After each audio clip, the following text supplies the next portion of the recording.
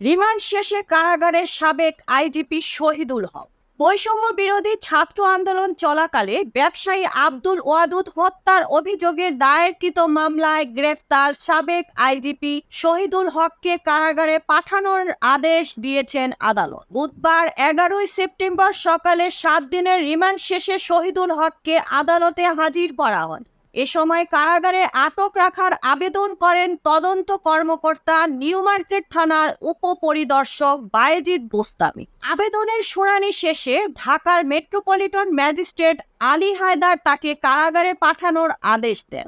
এর আগে গত 4 সেপ্টেম্বর তার 7 দিনের রিমান্ড মঞ্জুর করেন আদালত।